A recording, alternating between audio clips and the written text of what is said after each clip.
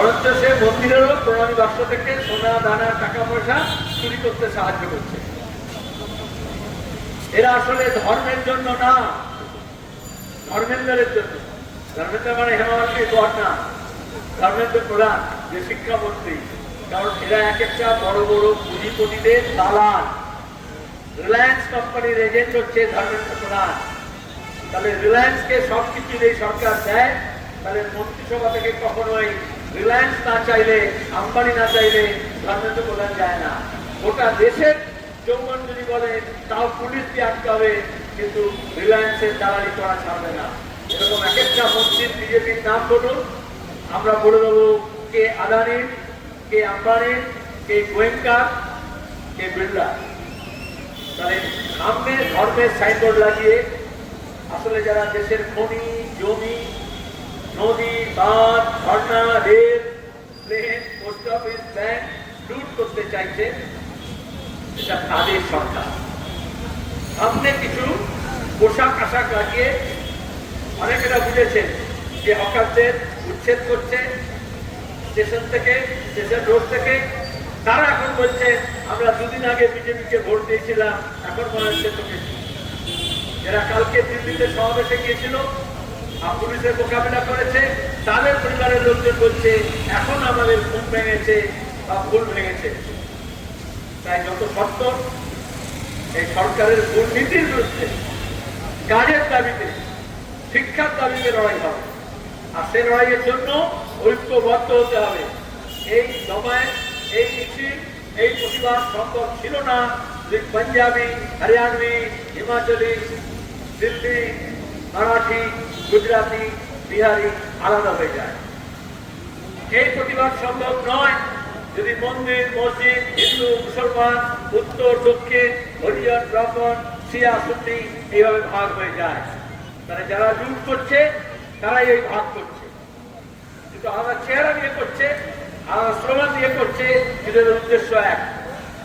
এজন্য ঐক্যের কথা যারা বলেছিলেন তাদের উপরে ওদের এত রাগ। রামাপ্রসাদ আগের কথা বলেছিলেন জন্য উৎসাহ, যারা দাঙ্গা করেছিল জন্য তারা খুব ভালো, আর যারা দাঙ্গা প্রতিরোধ করেছিল, যারা দেশকে ঐক্যবদ্ধ করার কথা বলেছিল, সুভাষচন্দ্র বসু বলেছিলেন ইত্তেফাক, ইত্তেমাদ, কুরবানি, ঐক্য, বিশ্বাস এবং আত্মত্যাগ, এটা ওদের কাছে ভালো না। অথচ দ্বিতীয় বিশ্বযুদ্ধের সময় খাদ্যমন্ত্রী হিসেবে যে শ্যামাপ্রসাদ বড়বাজারের যারা কান্না সেট আছে, তাদের আঙুল ফুলে কলা গাছ করার জন্য এমন কাজ করেছিলেন যেখানে কালোবাজারি, মুনাফাখুরি আর মজুদদারি বেড়ে গিয়েছিল। আঙুল ফুলে কিছু লোকের কলা গাছ হয়েছিল। তারা এখন মনে করছে তাদের রাজত্ব ফিরে এসেছে।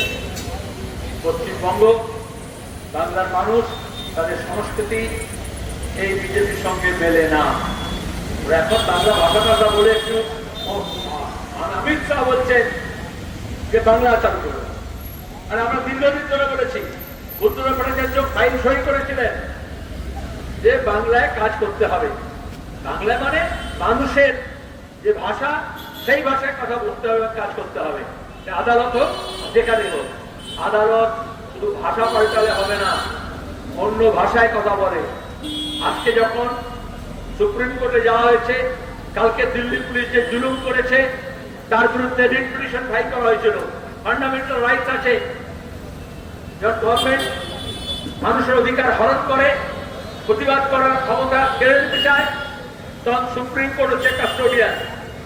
অথচ এই সুপ্রিম কোর্টের প্রধান বিচারপতি আজকে বলছেন যে আমাদের কাছে সময় নেই।